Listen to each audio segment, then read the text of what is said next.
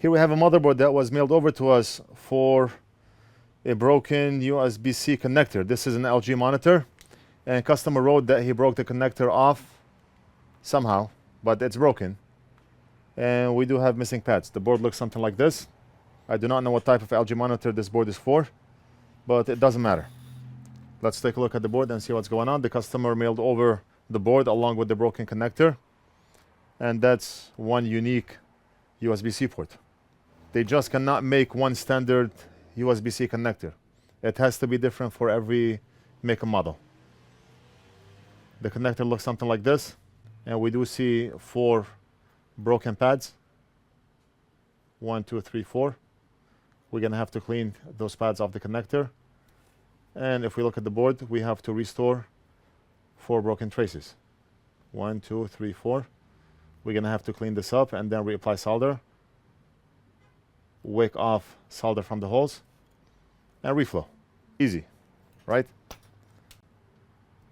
Let's do it.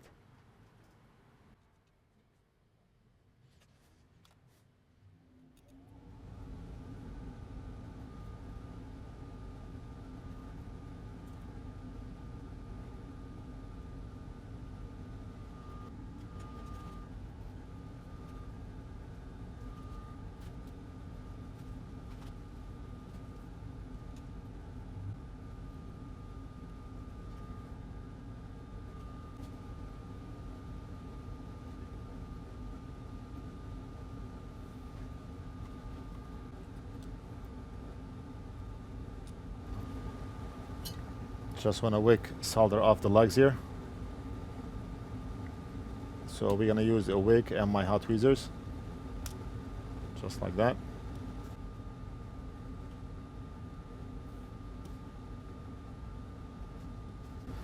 And we're good. The connector is ready to be soldered onto the board. Let's keep the flux on it, we need it. And now we're going to fix the board and the traces. And for this job we need the grinding pen, but right now I have the big grinding tip which I want to change. We're gonna change to this one here.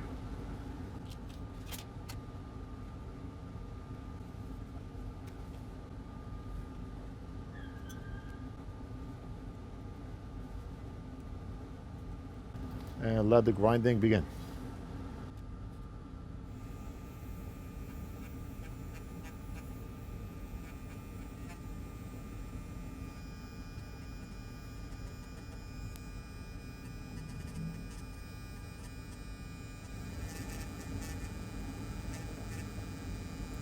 We need to clean up so we can see what's going on.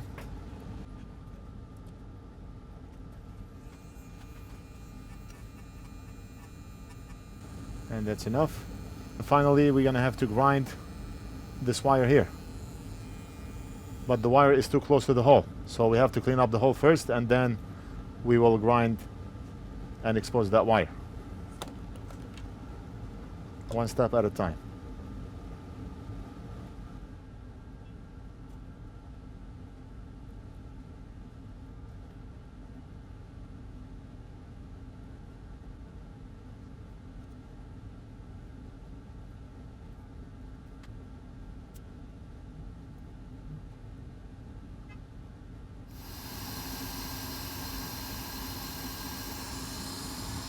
What we're gonna do is use low melt solder. Sometimes it's difficult to remove unleaded solder from the holes, so we mix it with low melt so we can lower the melting temperature of unleaded, and then we should be able to easily desolder the holes. So we're gonna do this here, and it only takes a little bit of low melt.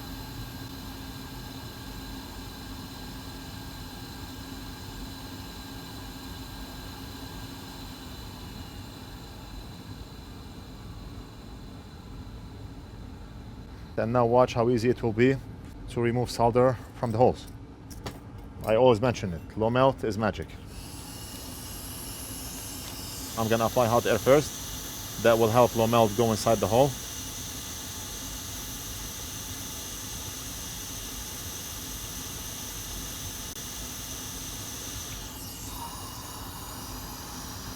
Add flux.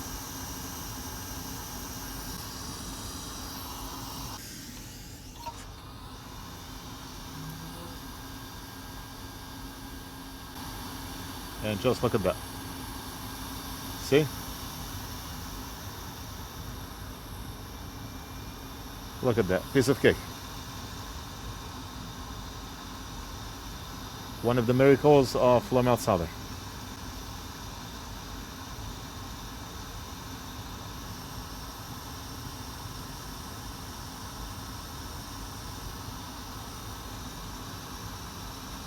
Now we're gonna pre-apply solder onto those pads, then we're gonna restore the traces, and then we can solder the connector. We're gonna be using the best solder wire, the 0.3 millimeters. We do have the 0.3 and 0.8 that you can purchase at NorthridgeFix.com. And I love that solder.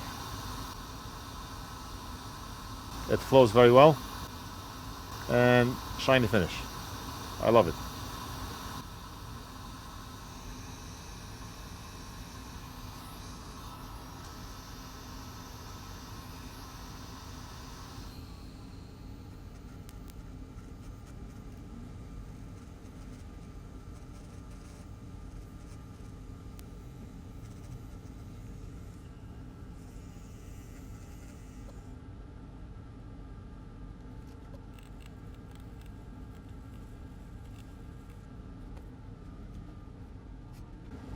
And now we're going to be using the pad strips, and those are pad strips number 2 as they are labeled on our website. Let's grab maybe 2 of them.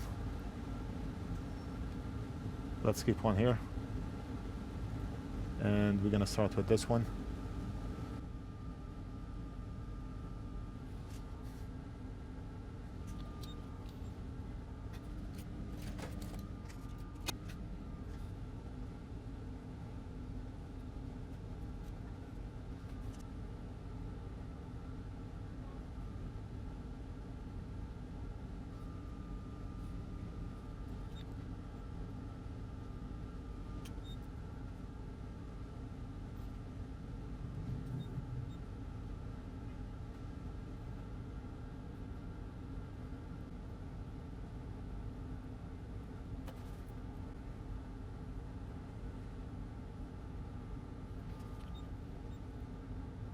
Let me rotate the board.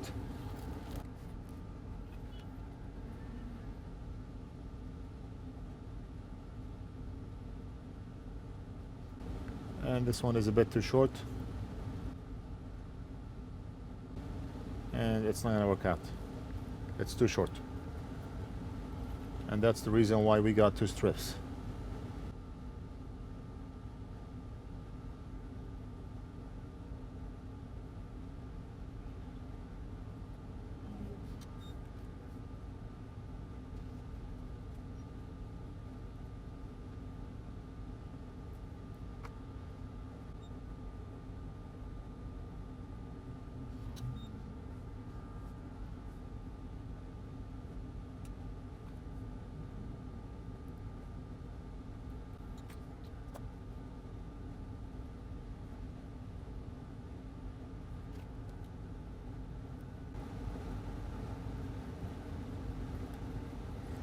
The next step is to apply solder mask and secure those wires down in place.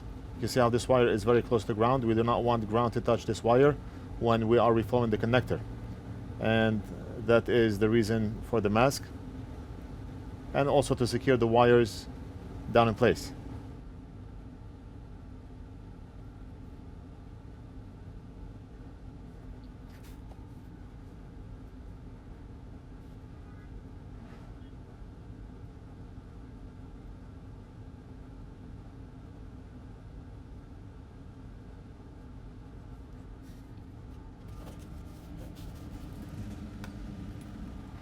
And now we're going to use our UV light.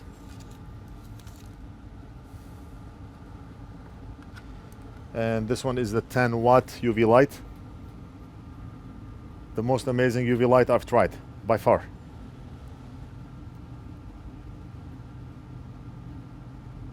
I did a video on this light, and a lot of people said to be careful not to look at the light. Obviously, you do not want to look at UV light. And why not just put your sunglasses and get a suntan?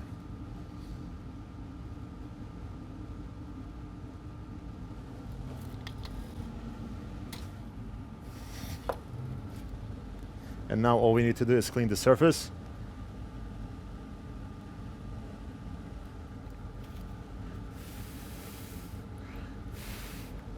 Now, one thing I want to do is just thin those wires. We have solder on all the pads, but we do not have solder on the wires. And if we do not have solder on those wires, then the connector, the pins of the connector are not going to make a good connection with the wires. So solder is needed. And the process is called tinning.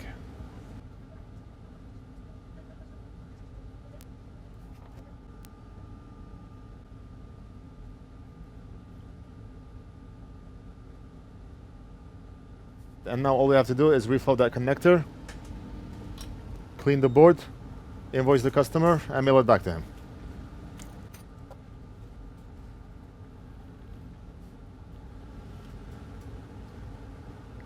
Biggest question of the century. Where's the connector? Right here. I got it. We can push that connector down. We cannot hit up from the bottom because we have a plastic connector, which is right here.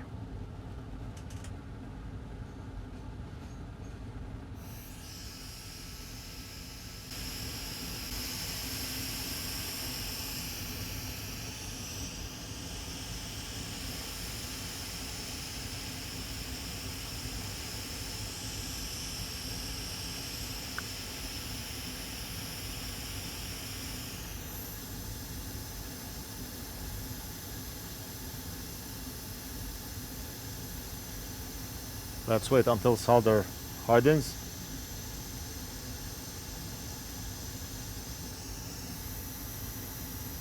And the connector is solid. I did feel when the connector pushed down on solder that we have on the pads. And right now the connector is solid without even having to solder the back legs. But of course, we cannot keep it like that. We have to solder the back legs so it doesn't come off again.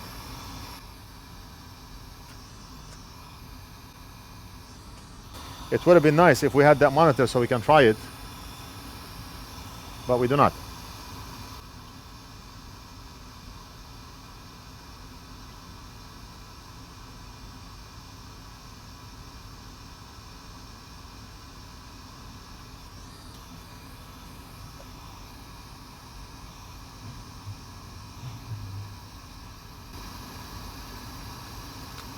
And better than factory.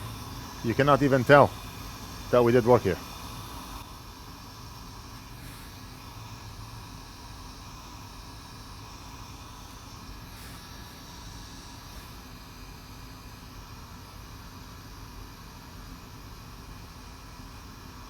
Now, if the customer received the board, he tried it and it did not work, then we're gonna have to ask the customer to mail the whole monitor over so we can test it. We do not just go by what the customer tells you, because some customers do not tell the truth. So part of our policy, if you have a problem with what we did and you only mailed over the motherboard, then we're gonna ask you to mail the whole device over so we can test it. Then if we work on it again and it does not work, then you are entitled to a refund minus the repair attempt fee. And the repair attempt fee is to cover some of the time spent working on this board. I hope you enjoyed the video. Don't forget to like and subscribe, and we'll do something else in the next video.